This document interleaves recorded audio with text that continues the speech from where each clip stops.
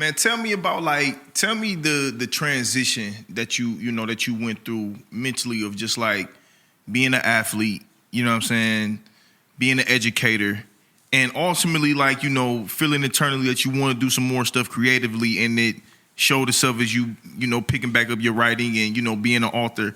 But like those are transitional things like that happen. That's just not one thing that happened. Like that's a hard. Oh, for sure. That's a hard place to be at. Is like when you in the mode of like, especially like, you know what I'm saying, when you in the mode of an athlete and like having to transition from an athlete to working a 9 to 5, like even that is a transition. So sure. Talk to me a little bit about like your process in transitioning from an athlete to working your 9 to 5 as an educator to ultimately, you know what I'm saying, being an entrepreneur and like, doing these books. So the transition for me, at the time, I was able to get 2 experiences after college. So I played my 4 years of college. I'm like, okay, I got to try to chase the ball. I don't feel like my college career ended the way that I wanted it to.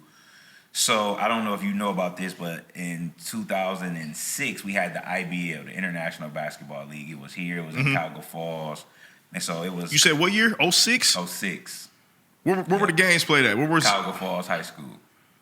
Dang, I was still in high school. Yeah, so it was me, local people like me, Leonard Mitchell. Yeah, I remember Leonard. Leonard used to go to Copley for a minute. He went to Barberton. Yeah, that's my cousin. Is it? Yeah. Shout out Leonard, man. Yeah. That's my cousin. His dad and my mom are first cousins. Really, man? My mom's a Mitchell. Small world, man. Yeah. Okay.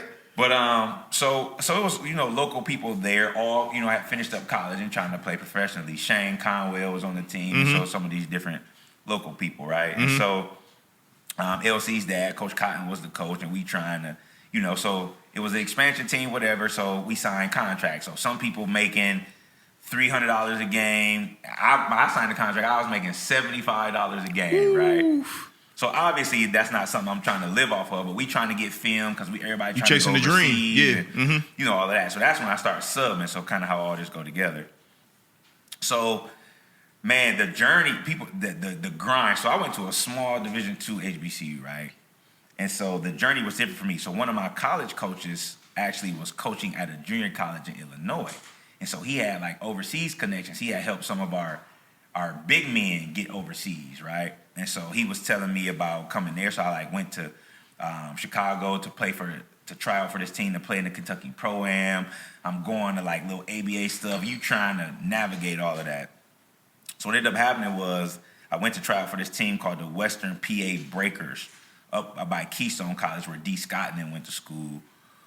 Went there, actually played really well, got an email and said that I didn't make the team because I didn't have professional experience. It's kind of how they do you for a regular job, right? Yeah. So I'm like, man, whatever.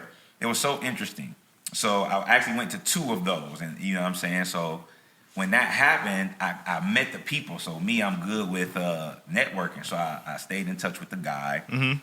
And so I had reached out to him just randomly, hey, came to your tryout, whatever. And then I actually had, the IBL experience underneath me. And so he was telling me that there was a team at the time called the New York Nationals that I could go and play on. And so that I was be able to tour and go play against the Globetrotters, go overseas, play against other teams and trying to get a job, right? So that's an opportunity to get paid to go overseas, try to get seen by people and get an opportunity. So I'm can you leave the end of the week? I'm like, yes. At the time, I'm here, no kids, I'm working at Ed Davis, I'm subbing, so I go do that. So I was able to go to South America and the Middle East. I come home, I'm playing in the league at First App, right? When First App just got the gym finish. Yeah. So I'm playing in the league. It's funny. I was playing with Darius Carter's dad. What year is this? This is 06. Okay. No, I'm sorry. This is 08, 09. It's 07. Okay. It's 07. Right? Yeah. See, I graduated. See, this is funny. Keep going. This is a funny time period for me as well because I graduated high school in 07. Okay. I had played ball my whole life, but after high school, when ball seemed to be over for me, that's when the partying and everything started. So I remember when they started that league at First App, people was trying to get me to come nah, man, I'm cool. Right. I'm out here. I catch y'all later. Well, so I'm playing in that, right? And so I'm in great shape, right? I'm hooping, I'm working out like crazy. I mean, me and Leonard was working out twice a day. I mean, it was nuts what we was trying to do to get an opportunity. Yeah.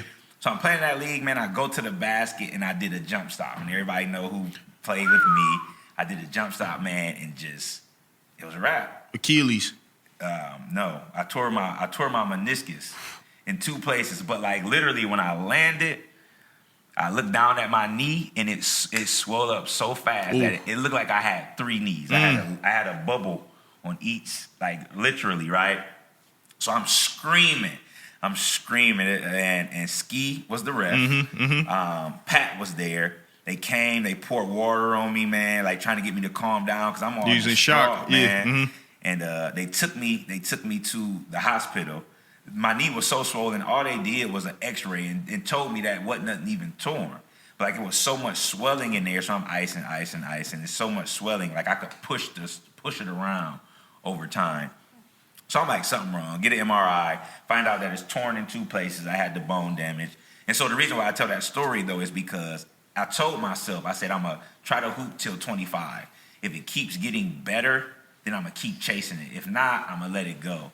And so that injury made me think like, okay, hold on. I had started subbing, and I knew like that the schools was fun. And so I'm like, man, do I really want to try to go through this again, like rehab? So it took me about a year to feel normal. But at that time, I had in my mind, I said, you know what? I'm going to go ahead and use my degree because I'd already been in the schools and had already felt a connection to like what could be next. Okay. So that's what made the transition. Because you had already started subbing at this time. Subbing, right. Yep. And so that gave me a little taste of, I said, in my mind, I told myself, I could do this. Like, it wasn't no black men. All the boys was coming and talking to me. I'm 23. I'm super young. They like, Mr. Smith. I mean, they want you in the building. Young black dudes, man, it's scarce in the building. It's none of us in there.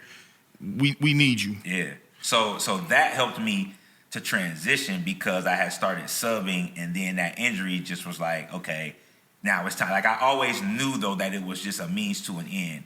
Like, of course, we all thought we was going to the NBA, like, but at the same time, my uncle, who was like a crazy mentor, rest in peace, Uncle Mitch, like, he always was big on me about grades and, like, just life after sports. So that message, like, he preached it from when I was a kid. He prepared you for it. Yep. And so I was able to move on, and I gave it 200%. Like, you never hear me talk about, like, my career because I'm at peace. Right. Because I know I was working out 2 times a day. Right. Like, I know I stopped kicking it, smoking and drinking and doing all the stuff that people do at that time, because I'm like, okay, let me give 1,000% of this. I did that, and I'm good with the results. Yeah. So that's how I was able to transition too. I don't have any regret. No, that's good, man. That's good because that's a tough transition for a lot of us playing sports our entire lives, and a lot of us don't get the preparation for what happens next. I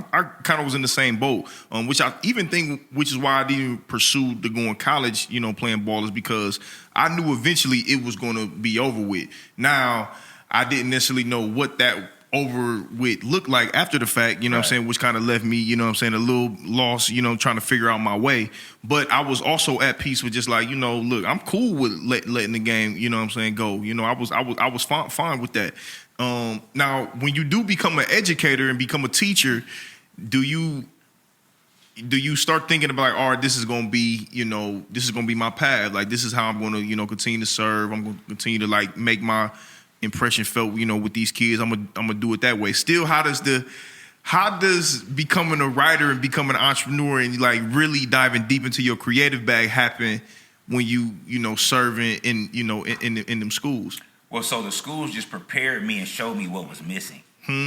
Talk about it. So, like, I mean, the way that our black males are treated, man, it's ridiculous. We're never included. We're not included in education still to this day. Like, you don't have books that represent us. We hear about the same black men, Martin Luther King, Malcolm X. Now they sprinkle in a little bit of President Obama, but, like, they're not. So we don't see ourselves in the curriculum. We don't see ourselves in the curriculum. We don't see ourselves as people of authority. We don't see ourselves in anything, right? And so now, a student told me this. I'm going to flip real quick. A student just told me this about 2 months ago. I went to a funeral of a young man. A student came up to me and said, Mr. Smith, one of the most traumatic things that I'm still healing from is school. A student told me that, man. How old is he today? He is 24. You know what I mean? He's just talking about like all the lies in school, like all of this stuff, right? So as I'm going, I have so many examples. I'm in school. I'm at Bookstore. I'm at my alma mater.